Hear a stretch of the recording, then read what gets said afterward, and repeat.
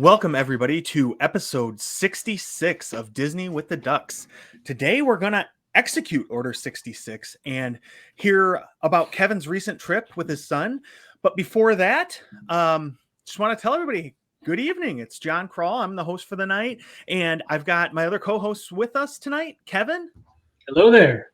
We've got Mean Gene. Hi. And Lonnie G. Good.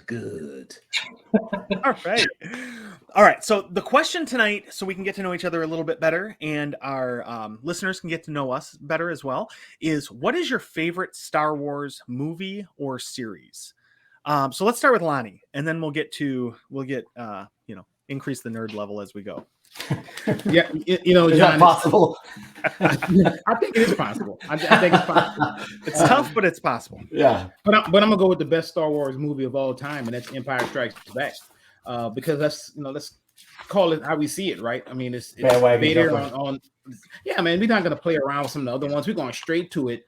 The best one, Vader doing his thing. The dark side winning. It was just awesome. All around, saw that one with my dad in the movie theaters and was like, you know what? Yeah, good guys do wear black. Well, yeah, they were trying to save the Empire from Exactly. those evil rebels. Yeah, Exactly. no, I get it. All right, Gene, what is your favorite one? It's so hard because I want to say Star Wars. I want to say A New Hope because it kicked it all off. I love the original trilogy. I'm going to go ahead and bypass the original trilogy just because everybody else's answer is going to be one of those. And I'm going to say The Revenge of the Sith. Just, it's such a great movie. It's tragic. It's, emotional. You were my brother, just such a great ending, how everything is kind of tied up to move into the next show. Order 66, the tragedy of that. Revenge of the Sith. Interesting choice. And I like how you noted the original trilogy too, so you could work in really 4 movies into your choice. You're learning. Learn from the best. Learn from the best. All right, Kevin.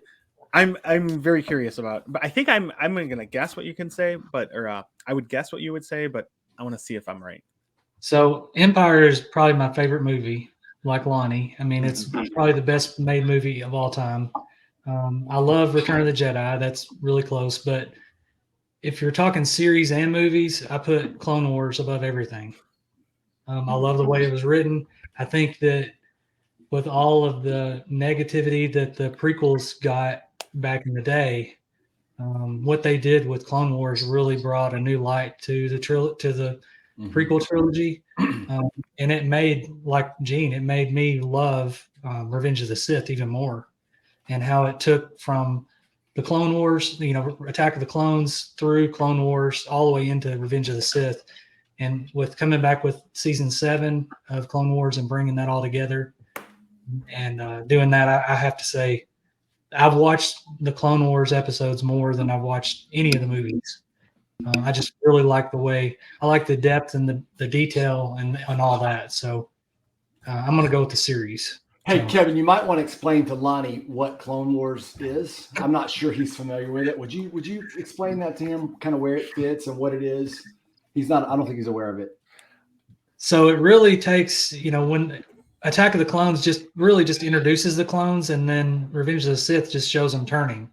So you don't really get the depth of that and the connection that the clones had with the Jedi, and they fought as brothers. I mean, they were arm in arm fighting the Separatists all those years and learned to depend on them, and they became like their family. And then just all of a sudden, even the best of clones turned on their best friends and family. I mean, It really drove that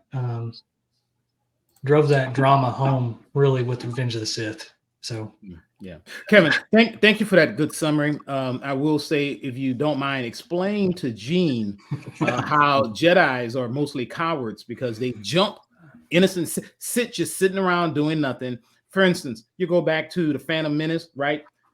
The door opens up, Darth Maul just sitting there. Obi-Wan, let's jump him. That's the anytime you have You don't hear it, but you Jedi can see it on the fight. subtitles, right? Anytime you have a Jedi fight, the perfect example, right? Oh, let's go see what Palpatine doing. We're gonna take 4 other, Jedi, and we're gonna jump him in his office. You know what I'm saying? First, we're gonna take his best friend, the guy that he's known since he was a kid, make him a spy, and then we're gonna jump him in his office with Yoda and 3 other Jedi. Exactly. So I think that's why Gene is a little offended at the fact that I just pointed that out, that most Jedi are cowards and refuse to fight one-on-one. Oh my goodness. Oh.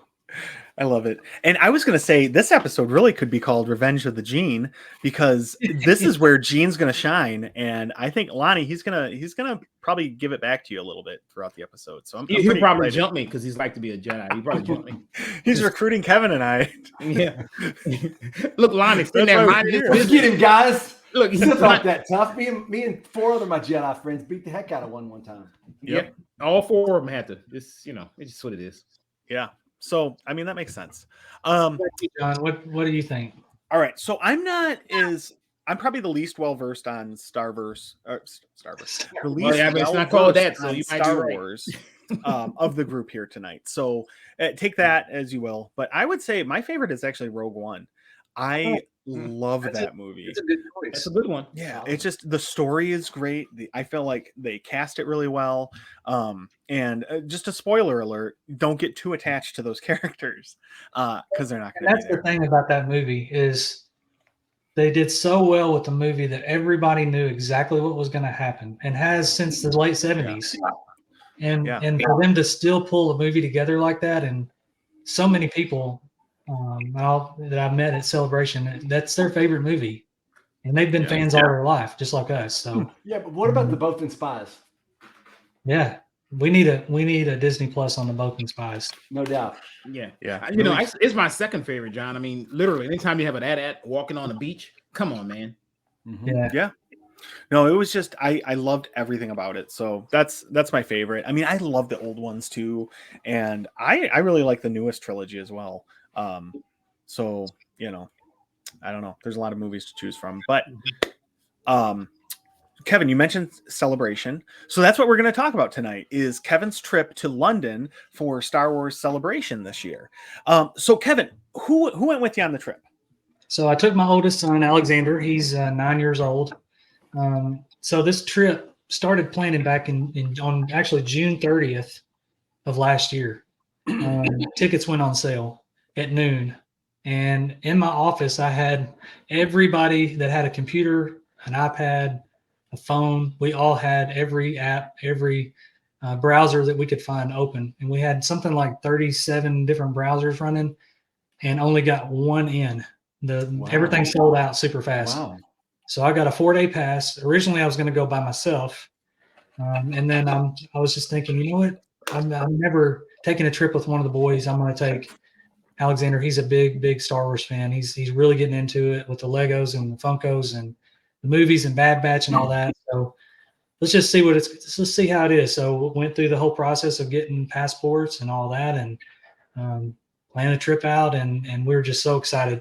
I surprised him over Christmas with it, that we were going, and he's over moon.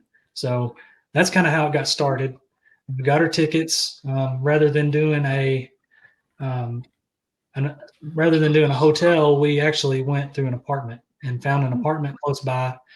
I stalked the websites on all the different deals and things like that. I wanted to be close to the center, the location of where we had the convention. It's east of everything that you would know in London. It's all on the east side of town, kind of out in they call it the Docklands. So it's where they have a lot of other conventions and things for big companies and things. So we wanted to get a place close to that. We found one, and nervously waiting that hopefully they wouldn't give our stay away. But that's kind of how we got it all set up and got our tickets. And the good thing is Nashville actually has a direct flight to London. Oh, that's great. So, Yeah, it makes it way easier, especially with kids.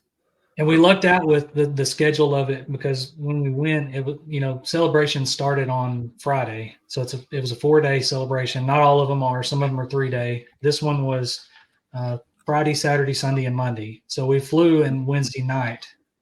And from here, it takes, 9 hours, 8 hours to get there. So if you leave at night, you can kind of land and get there in the middle of the day, have time to rest for first day. So that's kind of how everything got started. We flew in, tried to sleep on the plane, but no, that was not going to happen. We had our Nintendo Switch and everything playing, and we were pumped and excited. We had a seat beside each other the whole way, and just, it was fun. That's awesome. Yeah, it's really cool too that you got to go with your son, because I think that just adds a whole other level to it.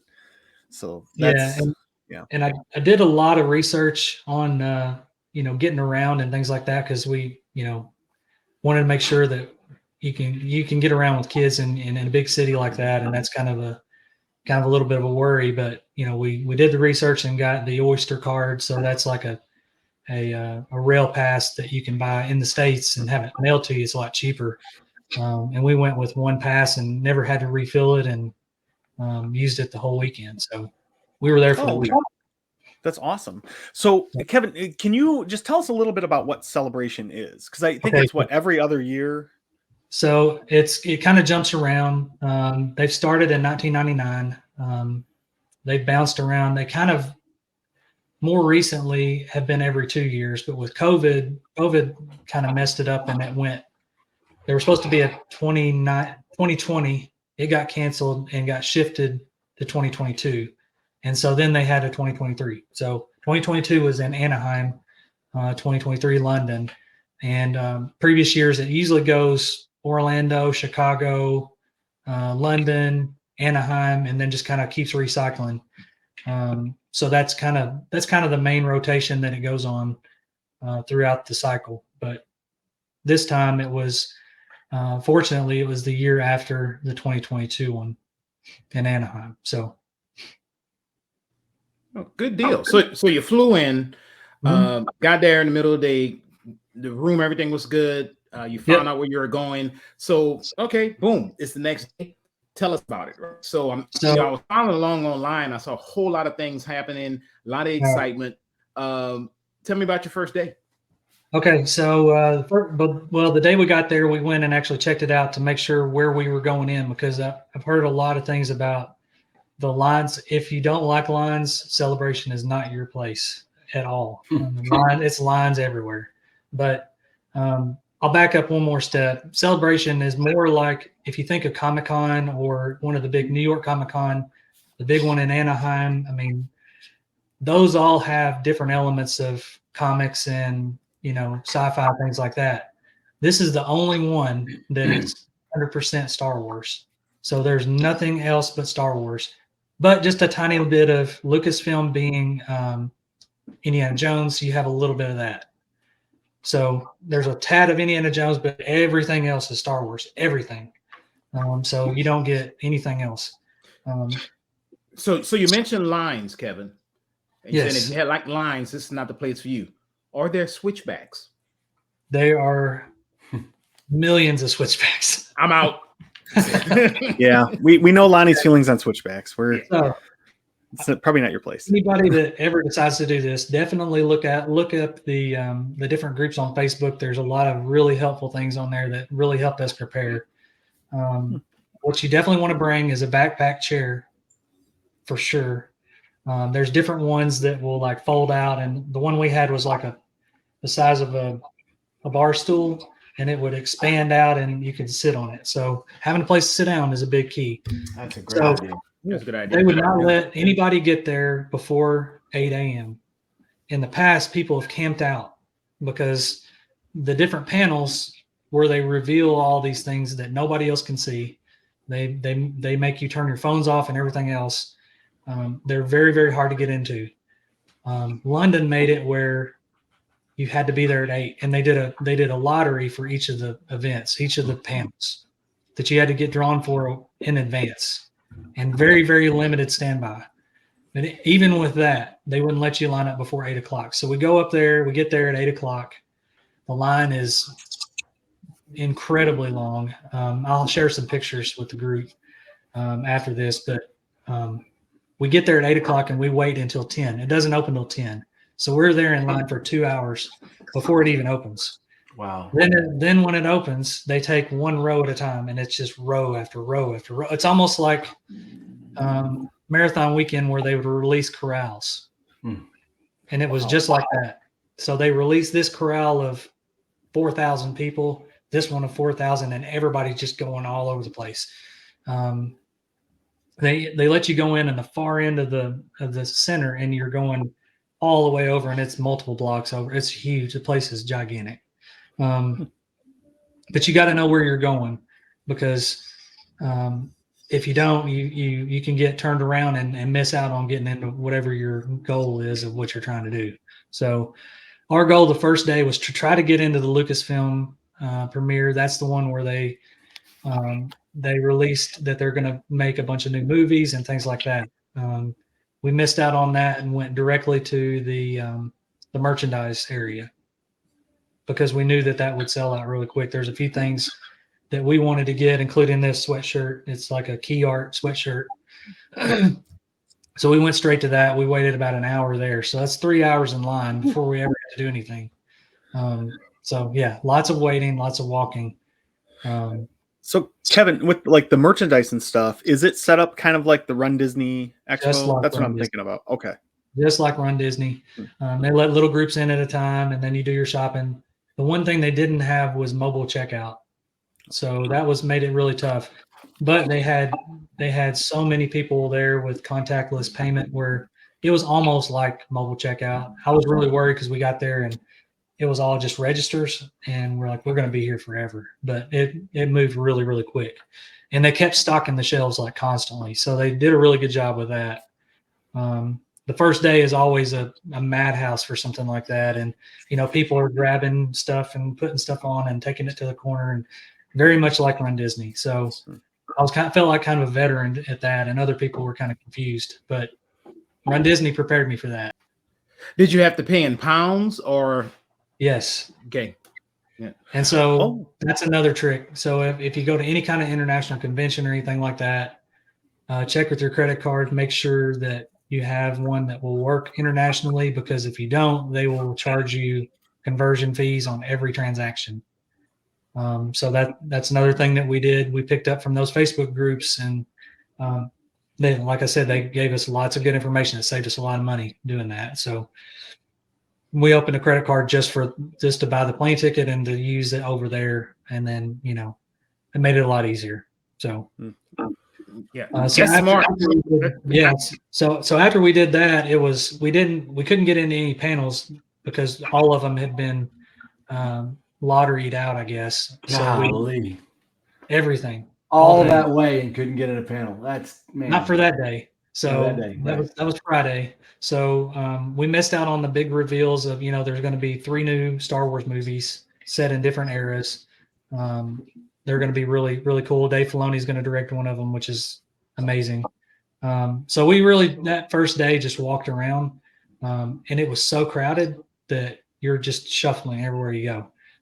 It wasn't that way every day. It was the first day, because I think, a lot of people took the day off, came in on Friday, did their thing, and really was trying to get that merchandise and things, because there's a lot of people probably buying stuff to sell it and do that. So, but we got to see, I made a bunch of notes.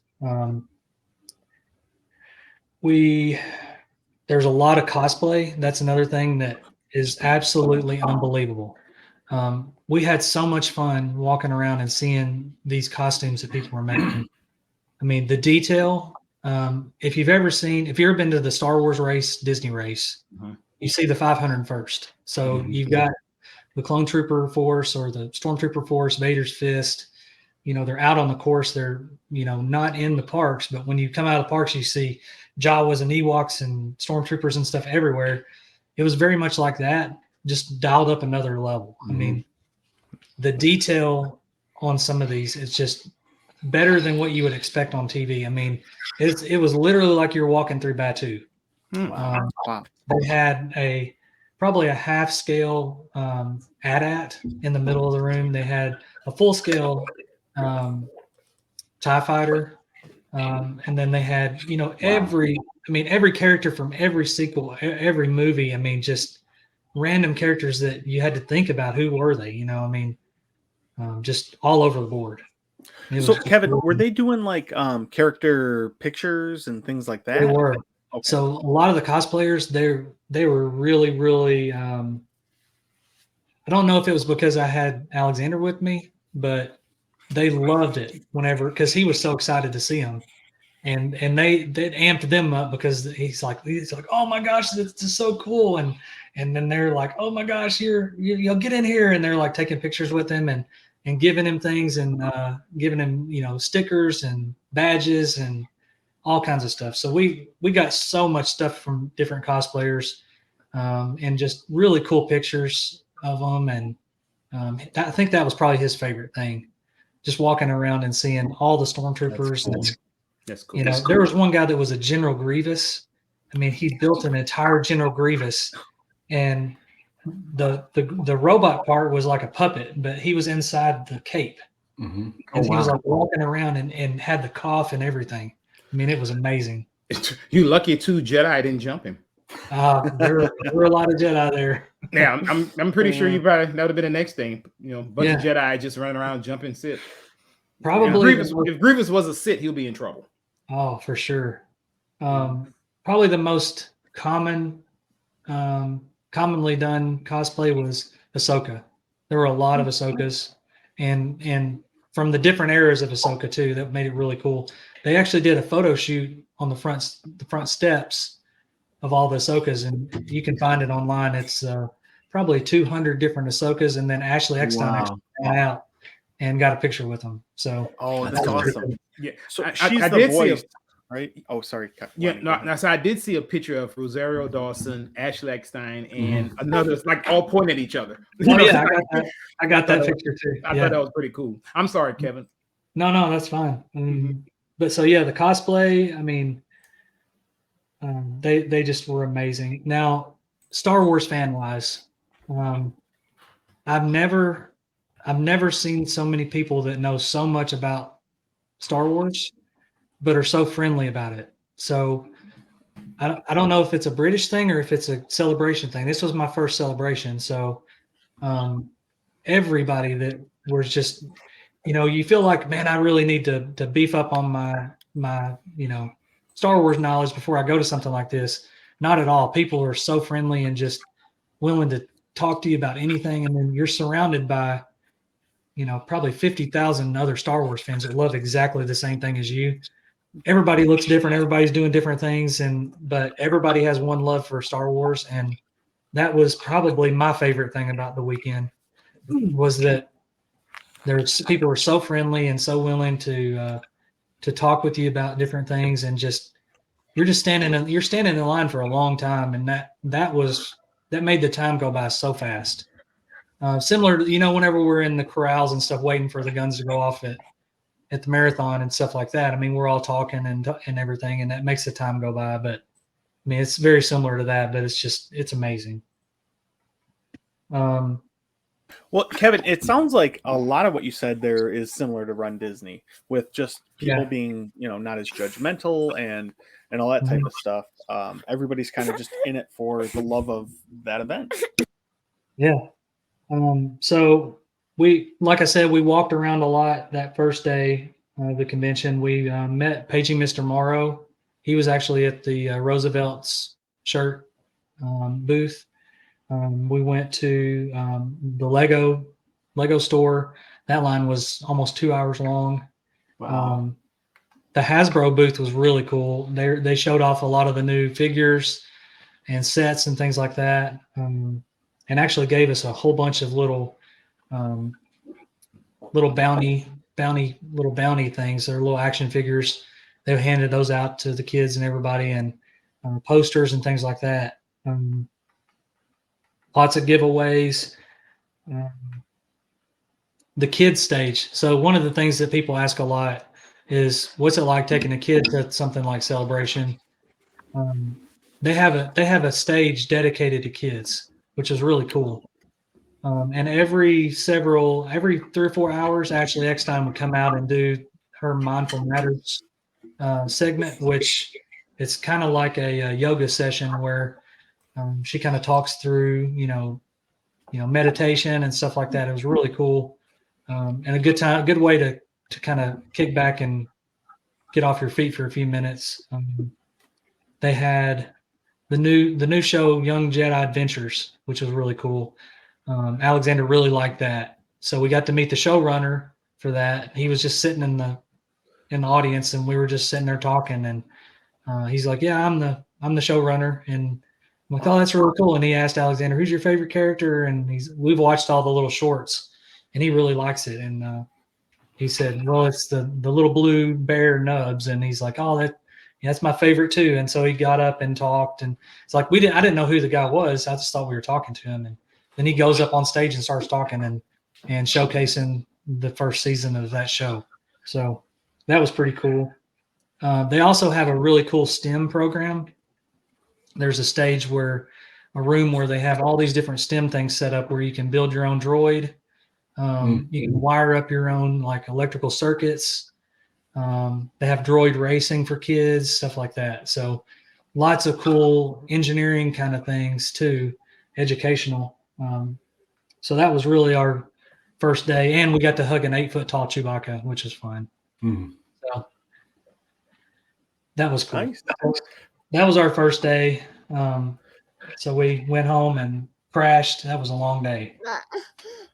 So that was Friday, day one of the celebration, right? Okay. Yeah, that was Friday.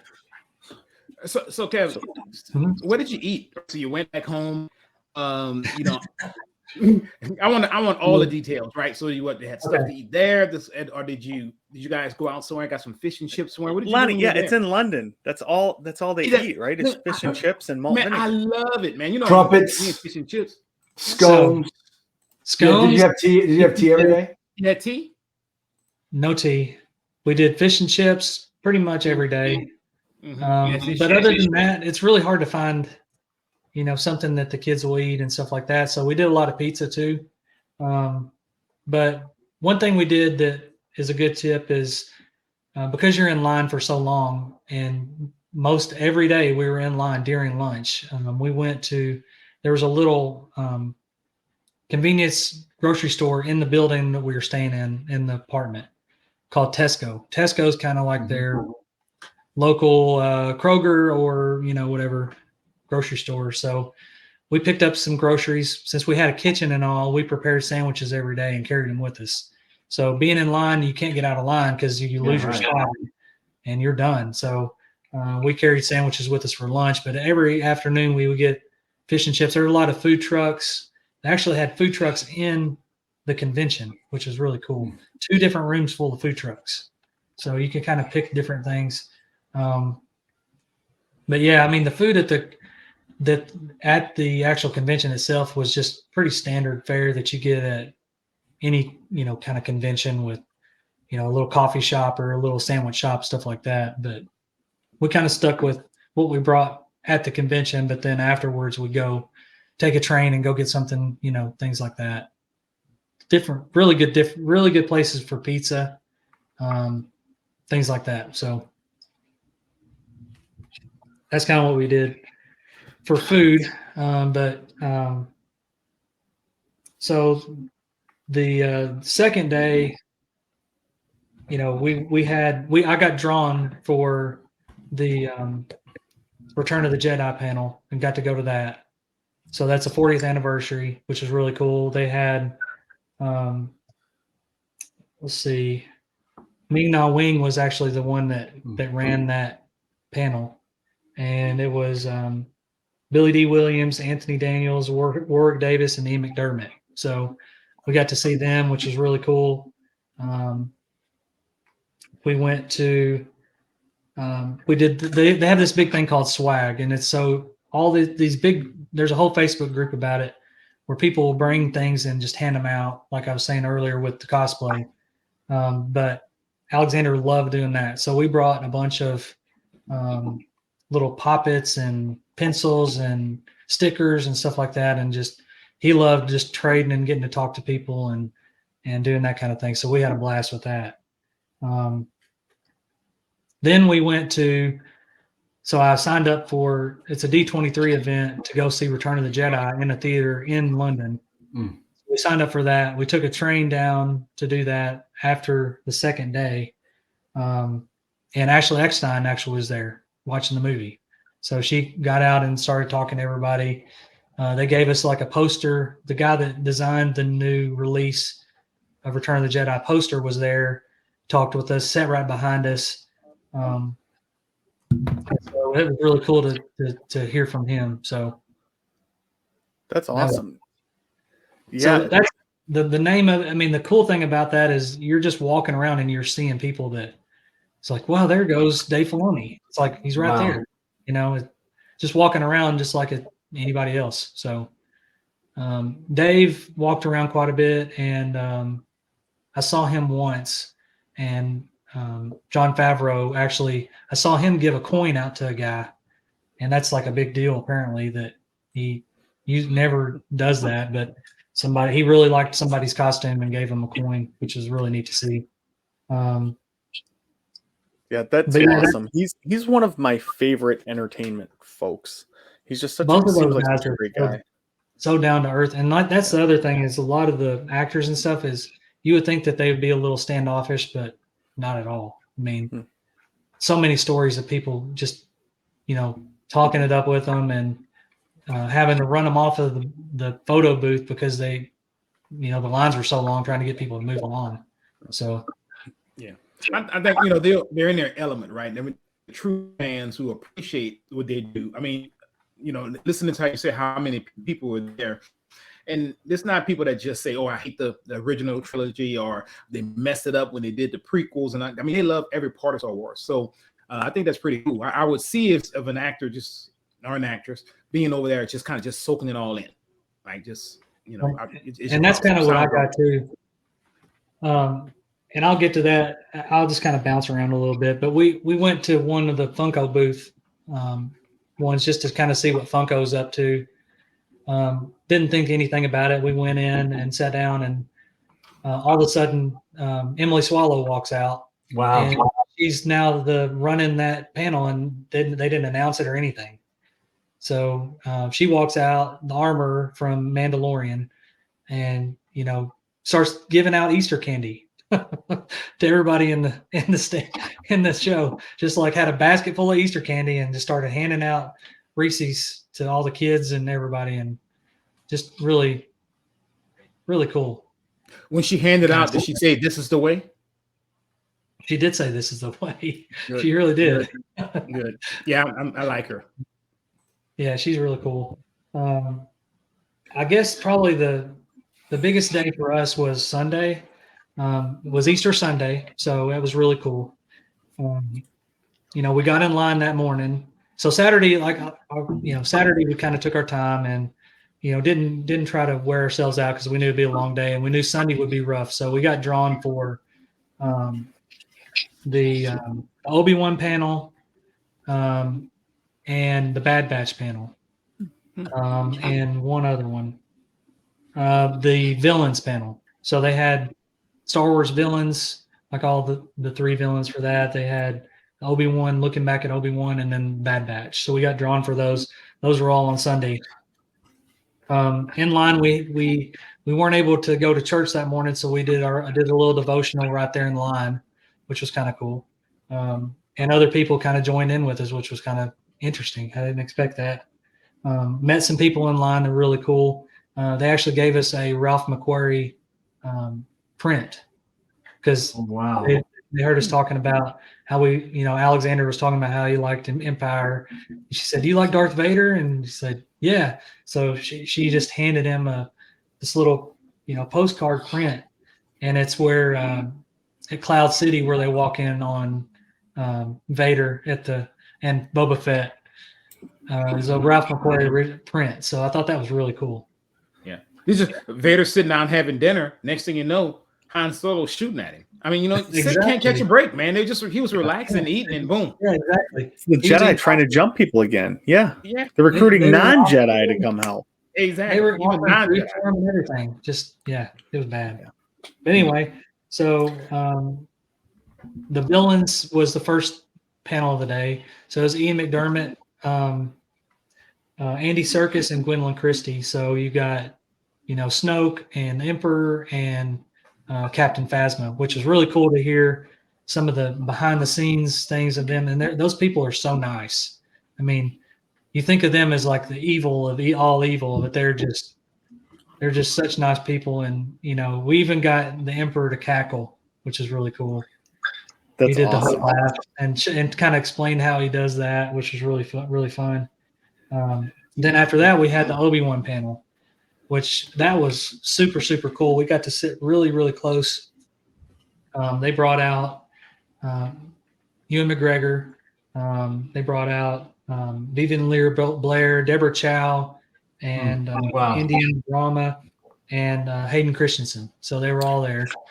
The cool thing about that, before the panel started, so the DJ, we actually met him on the way back. He was staying across the street from us. DJ Elliott, he was really cool. He said, okay, before we get started, let's get all the Obi-Wans up on stage. So everybody that's in the stands dressed up as Obi-Wan, they filled the whole stage. It was really cool seeing all the different versions of Obi-Wan, from Clone Wars to original trilogy to, the sequel, the prequel trilogy. Is really cool. So then they're all up there taking a picture, and all of a sudden Ewan McGregor runs out and lays down on the ground in front of them all, and they all got a picture with him. So that was really cool. That's cool. And nobody knew that he was going to do that, and that was fun. So just listen to them talk about how they made Obi-Wan and how much they really love doing it, and they want to do it again. And hearing, the girl that plays little Leia, she's only 9 years old, I think, and she talks like an adult. I mean, I was blown away by how articulate somebody at that age can be, and she's really going to go somewhere. I mean, she's going to be a pretty famous actor, I think, in the day. She's really impressive. We saw her in the hall, and she waved at Alexander, so we thought that was kind of cool. So Kevin, I think that's one of the coolest things about this whole thing is you've gotten to see all these people that you admire, and you admire their work, and that's awesome. That, I mean, honestly, I wouldn't know who any of those people are walking around, but doing the research and knowing who the people are really makes these events so much more fun, it seems like. It really does. And even though you're tired and all, and you see them, and they're so full of energy, and it's just so much fun. And I mentioned going to Tesco. So even outside of the event, people were still somewhat in character. So we go in, and we're getting some water and getting some stuff, and I walk down the aisle, and there's an Imperial officer standing there looking at bread, trying to figure out what kind of bread that they wanted. And so I walked up, and Imp's got to eat too, man. Imp's got to eat too. That's right. And so I walked up with some Imperial credits, and I'm like, here you go. You need some credits. So they laughed and thought that was funny. And I was like, what? They don't have this stuff on the Death Star? I guess not. So that was kind of funny to see them. And they're just people just walking all around town. They didn't break character. They're all dressed up. That's really fun. So. All right. So so that was Sunday, most of those panels, right? So what happens on the last day? Is there? So the last day is a little more laid back. The last day we had, that's when actually I said Bad Batch was Sunday, but that was the day that the Bad Batch panel came out. So we got there at 8:00. We got to sit in the fourth row from the stage on that one, which was really cool. We really was excited. That's his favorite. He loves Bad Batch, and so they had all the characters out there. They gave us a sneak peek for season 2, and then they let us see it again. It was kind of interesting that the way that they handle the things that are very, very tight lit. So that was the only panel I'd been to where they won't let you record, and if they see you holding a phone, they'll take it from you, but or taking any pictures or video or anything like that. So it was really cool to see this, and they haven't released it yet online that I've seen. But to see the next season, kind of where it's going to be really, really cool. They did say that it's going to be the last season, which is kind of disappointing, but it's going to be really neat the way they ended this season of Bad Batch, and the way this one's going to kick off. It's going to be really good. So then we kind of just wandered around a little bit. We went to the Marvel Comics panel. Got to meet Charles Soule, who is a really, really prominent Marvel author. He's written all the new Star Wars books for Marvel. He was really cool. We ended up getting this new game from Funko, which is really cool. It's coming out, called Star Wars Rivals. It's a little board game with little action figures. So that's going to be fun. I mean, overall, it was, that was the last day. Things started to wind down quite a bit, and a lot of people had already left. Being on a Monday after Easter, I think the crowds had died down quite a bit. So we really just took it easy and looked at some artwork and saw a lot of cosplayers, things like that. So it was very exhausting 4 days. Yeah, it sounds like a lot. And there's no way you can see it all. It's impossible. I mean, there's just so much going on. There's something for everybody, every fan of Star Wars, whether you are into the movies only or cosplay or the comics or action figures, whatever. I mean, there's just something there for everybody. Hey, Kevin. So I've held off on asking questions, maybe because your description, this is a play-by-play. This is so great. As far as the Bad Batch stuff, that's intriguing because I've heard about most of the stuff that, I heard about an Ahsoka trailer that was longer that nobody else saw. And I've seen some pictures of it. I think Sabine's got, Ezra's green lightsaber and some of that kind of stuff.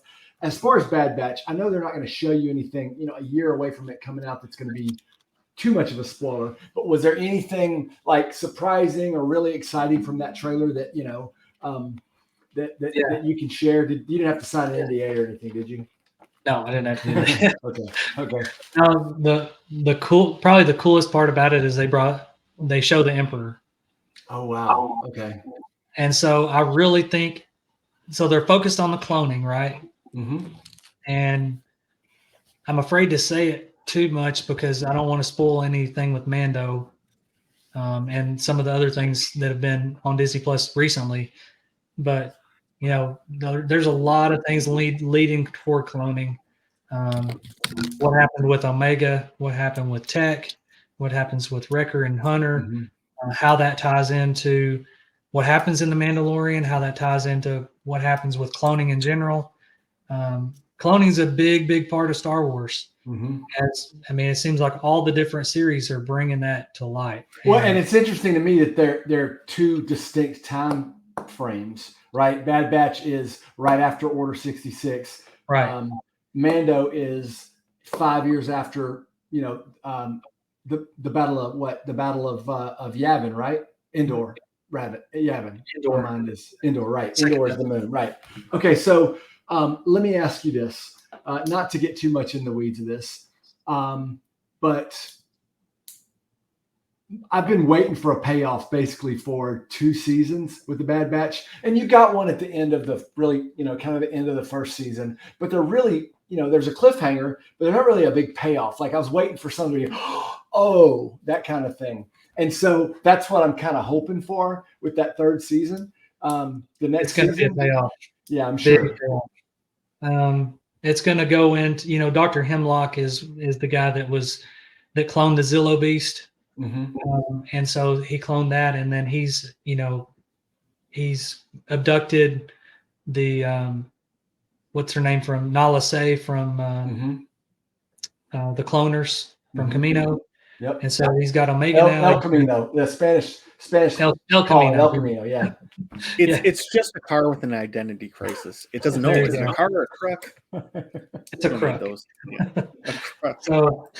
So they got Omega, they got Crosshair. They're really trying to take all the different strengths from different species and people and build like this ultimate Force user. Which is interesting because that's right now, and that's it's probably not too much of a spoiler that the first season of Mando, that's what we think was going on with Pershing and Grogu. That's why Mando was sent after him. But it's interesting to me that those two things are so many years apart, and they're talking about some similar things. Well, and you've got Brendel Hux, who it was shown, and he's going to be probably part of the Bad Batch. And then you've got, so he's the one that really kicked off the First Order.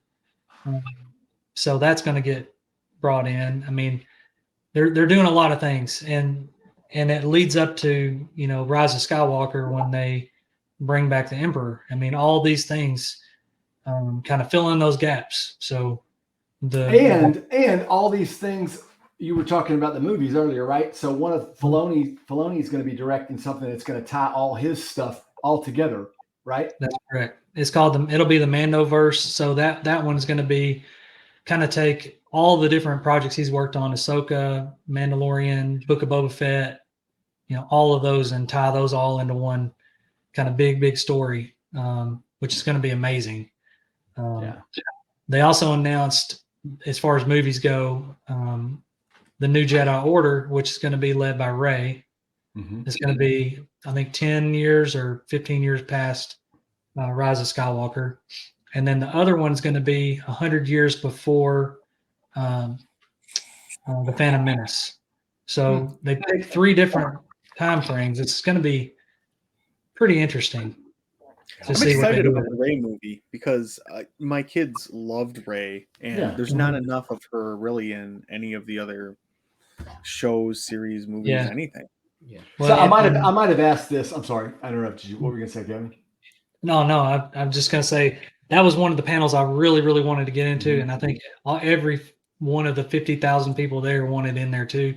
But I can't imagine how crazy it went when she walked out. I mean, I heard that was like the talk of the day. I mean, Filoni's directing the movie, everybody's just over the moon, and then she walks out, and that just blew everybody away. So in my opinion, my very humble opinion, the prequels got some hate, and then we've got some distance since then. And those kids that saw those movies that were not so, basically loyal to the original trilogy, that's their Star Wars, so to speak.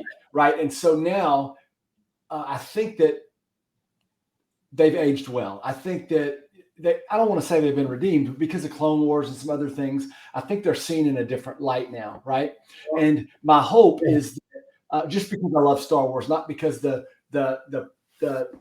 sequel, trilogy is great or anything, but it's Star Wars. And so I love it. Even if it was, I don't think it's terrible. Even if it was terrible, I would love it because it's Star Wars. I saw, what I saw when Rey came out was people excited. Like you said, they lost their minds, and that's a good thing. I'm hoping that we get some distance from those sequels, that people will look at them a little bit differently.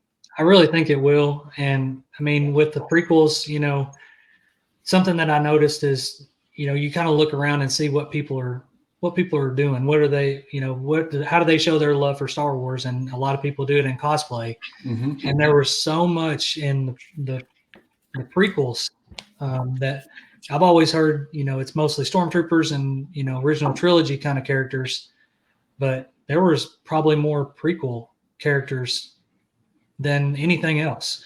Clone troopers, tons of clone troopers. I mean, that was huge.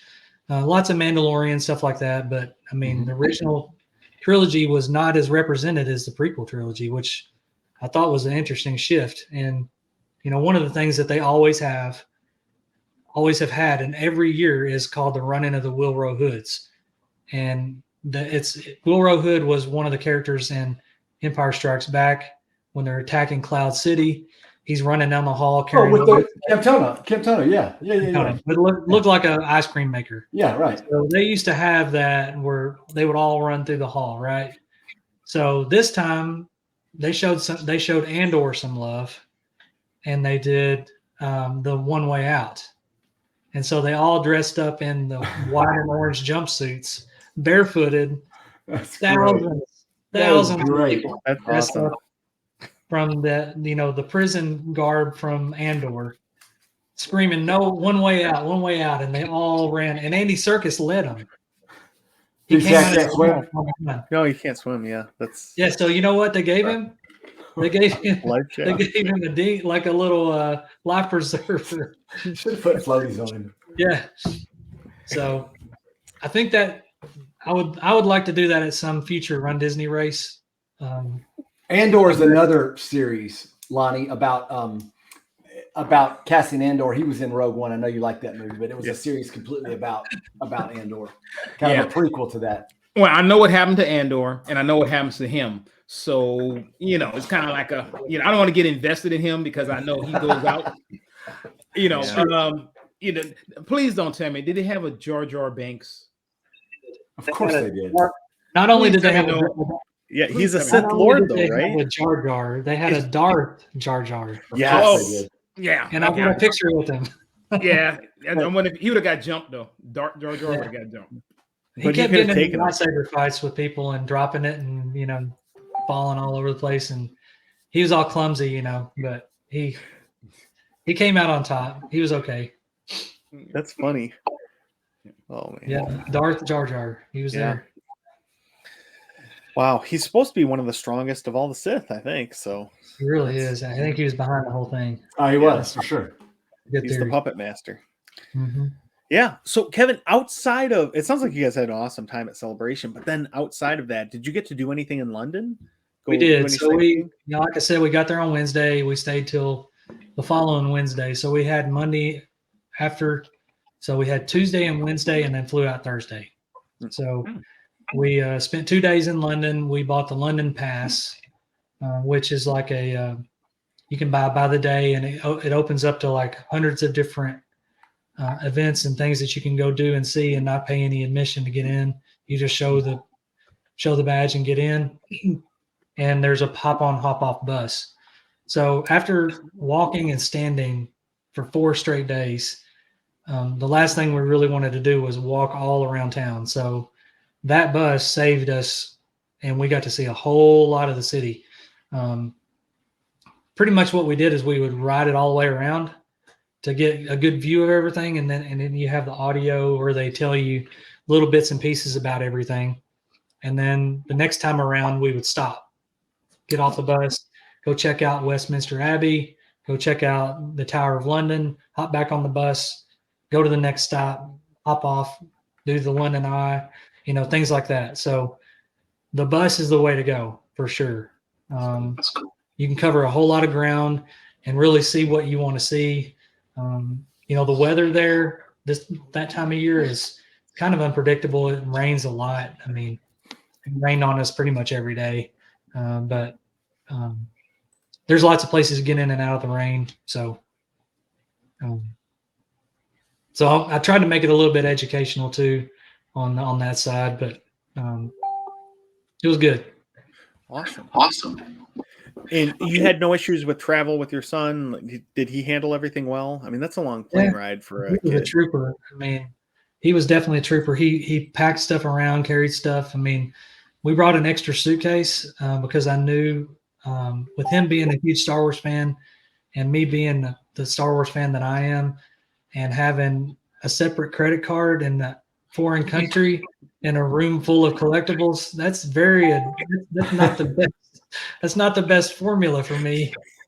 So we had to exercise some pretty serious restraint with each other, and it didn't always work out that way. So it's a good thing we brought an extra suitcase because, and then we barely got it all in there. So what did you buy, Kevin? Come on now, don't hold us up. What did you get? You got that sweatshirt.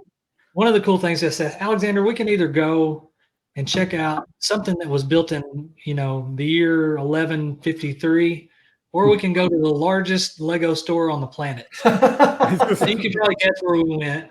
We went to the largest Lego store, and we spent like 4 hours there and got to see all the cool things. And it's a 2-story Lego store. It's in pretty close to Piccadilly Circus.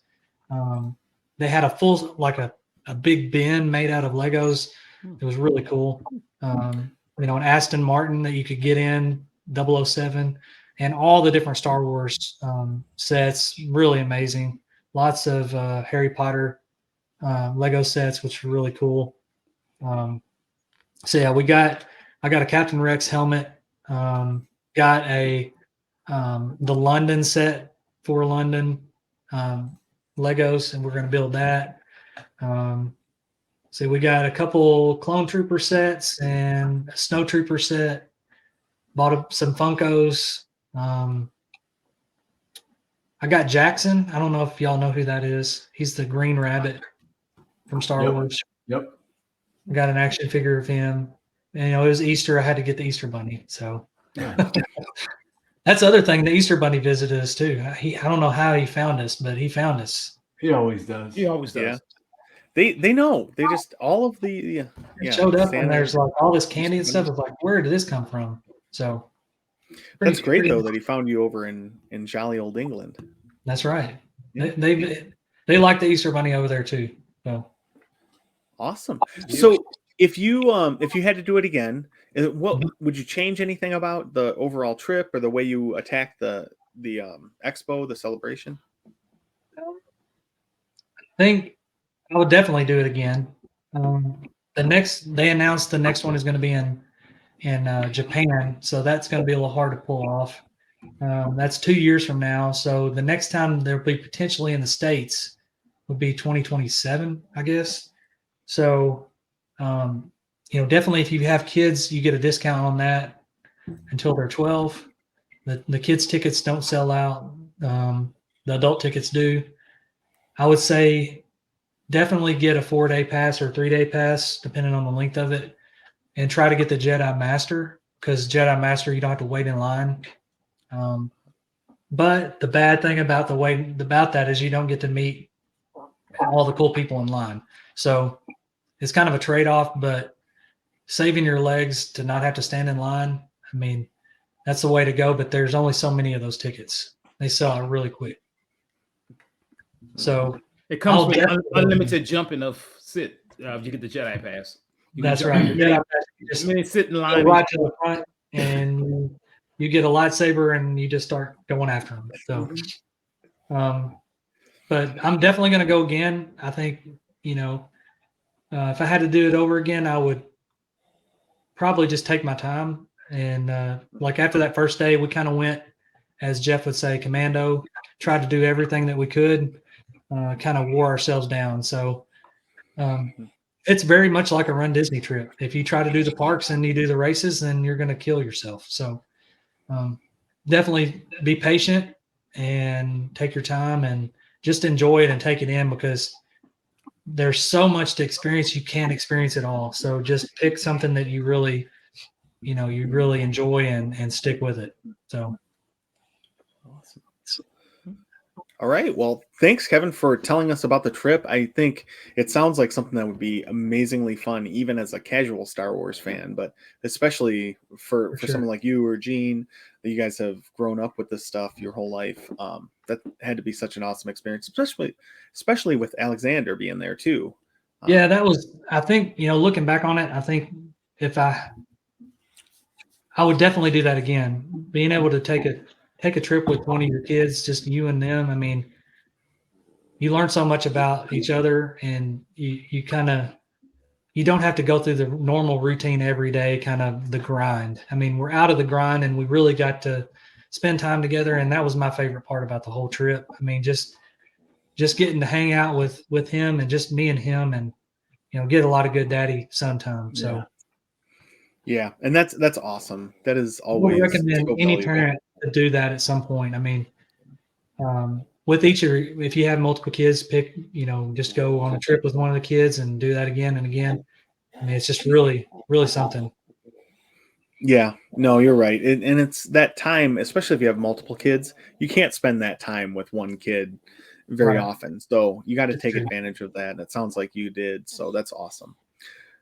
All right. Any other questions from Gene or Lonnie for Kevin about the Star Wars Celebration trip? Will you go again, Kevin? I will. I will definitely go again. I won't go to Japan though, but I'm waiting for it to be in Orlando. I think that would be amazing. No. We're gonna go to Tokyo, because why not? That's gonna be amazing. we're gonna have to. I'm gonna have to drop my kids off. I think Lonnie, you're gonna take Crosby. Gene, you Yes. got the other 4. Okay, cool. I'll swing down south, drop them off, and then Kevin, I'll pick you up in Nashville. We'll fly over to Tokyo. Sounds good. Let's do it. Yeah, it sounds so fun. It sounds like a Comic-Con, but more focused. I've never been to a Comic-Con. That's the next thing I really want to do. I wasn't able to get into Comic-Con, this time, so I'm going to try that again next year. But that's something I've always wanted to do as well because it's a little bit more broad. It goes over a lot more things. So I'd really like to do that someday. Yeah. Awesome. All right. With that, I guess we'll go into our favorite segment, just quacking up with the ducks. All right. So, gosh, this really stinks. I was talking to a friend the other day, and she lost her job at the calendar factory. Oh. Yeah. Turns That's out she terrible. took a day off. She probably got 6 months for that. Yeah, there you go. Oh, man. Lonnie, can you follow up that amazing joke? And actually, I don't have a joke, but I was talking to Kevin, and he told me that going to Star Wars Celebration was, really a dream for him. And it made me think about back when I was a kid. I had a dream. I always wanted to be a pirate, but unfortunately, I couldn't get my ship together. Oh boy. That's a good one. Gene, what fun is going on in your life right now? Yeah, I mean, not a lot. I've been thinking so much about Star Wars lately, with Mando ending and Kevin's excitement going, and you're looking forward to all these series and movies that have been announced. And I just thinking, do you know what R2-D2 is short for? Because his legs are short. Kevin, what do you got? I'll try to bring back our rating. So, why do doctors make the best Jedi? Because they Why? jump people. Because they like to stab people with syringes? No, it's because Jedi must have lots of patience. Yeah, they have to Oh, wait for boy. another Jedi to show up so they can jump somebody. They will. The evil Jedi just You're gonna watch them. So evil. Sith is That's just the reason trying to it's save the Jedi. Empire. All right. Well, thank you everybody for listening. Please make sure you're going out to our Facebook group, Disney with the Ducks. Join in some of the fun conversations there. And then also, as you're finishing up listening to us, go over to your podcatcher and give us a 5-star review. And make sure you mention how awesome we are and all the things you love about us, and tell your friends. That would be very helpful. But yeah, 5-star reviews. Come discuss everything fun Disney going on in our group. And with that, I guess Kwaharini. The Jedi Bye, uses everybody. the Force for knowledge and defense, never for attack, Lonnie. Yeah. Sure. Truth.